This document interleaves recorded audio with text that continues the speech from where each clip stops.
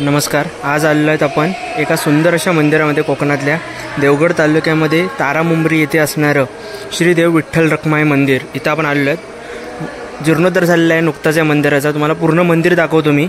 बघू शकता तुम्ही. नवीन बांधकाम चालू आहे. इथे बांधकाम चालू आहे, पण बांधकाम इतकं भव्य दिव्य आहे की याच्याविषयी बोलूनच सोय नाही. कोकणामधली जी मंदिरं असतात ती आधीच खूप जुन्या पद्धतीची किंवा रेखीव पद्धतीची दिसतात. त्याच प्रमाणामध्ये इथे आता बघू शकतो या मंदिराचं मोठ्या प्रमाणामध्ये जीर्णोद्धार झाला आहे. बघू शकतो समोर मंदिराच्या सुरुवातीलाच हत्ती ठेवलेले आहेत. हे हत्ती दोन बघू शकतो. प्रवेशद्वारावरती असणारी अत्यंत महाकाय अशा प्रकारची हत्तीची मूर्ती आहे.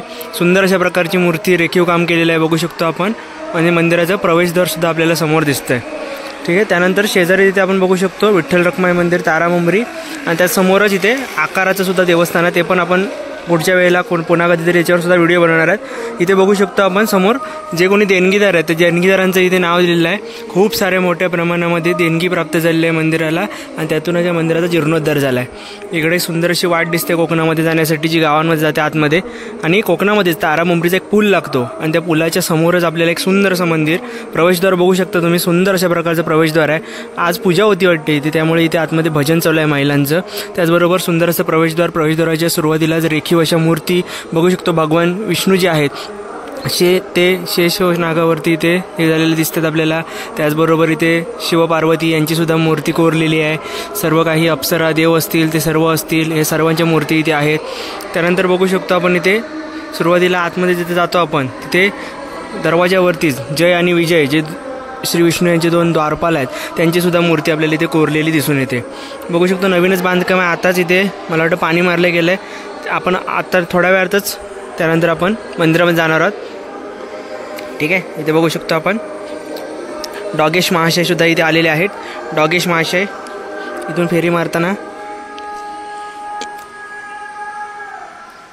आणि सुंदर असा विहंगम असा प्रदेश बघू शकतो. बाजूलाच तारामुंबरीचा जो पूल आहे मिठमुंबरी.